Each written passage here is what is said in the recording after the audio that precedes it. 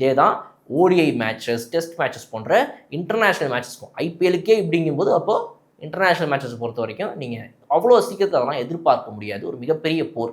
ஏன்னா இப்போ நடக்கிற ஓடிஐ மேட்சஸ் பார்த்தீங்கன்னா, சென்னைக்கே ஓடிஐ மேட்சுங்கிறது 2 வருஷத்துக்கு ஒரு 2ஓ 3ஓ வருது, அவ்வளோதான். அதை தாண்டி ஒன்றும் பெருசாக கிடையாதுங்கும்போது, டெஸ்ட் மேட்சுங்கிறதே வருஷத்துக்கு ஒன்று இங்கே நடக்குது, பெரிய ஒரு கேள்வியாக இருக்கும்போது எப்படி வந்து மதுரைக்கு அடுத்த ஒரு இம்பார்ட்டன்ஸ் கொடுப்பாங்க. ஸோ இது more of domestic and local matches and club matches தான் இது.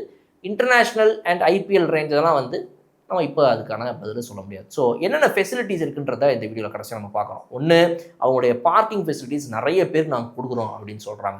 இன்னொன்று, அவங்களுடைய இந்த broadcasting room, flood lights, hospitality area, ambulance, அப்புறம் வந்து இந்த ஆன்டி கரப்ஷன், ஆன்டி பெட்டிங் இதுக்கான சில விஷயங்கள்லாம் இருக்கணும்னு சில ரூல்ஸ் இப்போ ரீசெண்ட் டைம்ஸ் வந்திருக்கு பல வருஷங்களாகவே.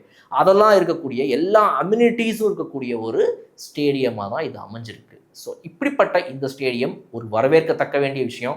வேலம்மாள் இன்ஸ்டிடியூஷன்ஸ் அந்த குரூப்புக்கு வந்து ஒரு மிகப்பெரிய நன்றியை சொல்லலாம். ஏன்னா அந்த சைடு இருக்கக்கூடிய மக்களுக்கு இப்படிப்பட்ட ஒரு இது கிடைக்குதுங்கும் போது நம்ம மதுரை மக்கள், நம்ம திருச்சி, கரூர், திண்டுக்கல் இந்த மாதிரி ஒரு சுற்று வட்டாரங்கள் இருக்கக்கூடிய மக்களுக்குலாம் வந்து ஒரு மிகப்பெரிய ஒரு உபயோகமாக இது இருக்கும் இந்த ஸ்டேடியம். கிரிக்கெட் ஃப்ரெட்டர்னிட்டிக்கு வந்துட்டு வரக்கூடிய யங் கிரிக்கெட்டர்ஸ்க்கு வந்து ஒரு மிகப்பெரிய ஊக்கமாகவும் இருக்கும். அவங்க ஊரில் ஒரு கிரவுண்டு வந்திருக்கு அப்படிங்கிறது.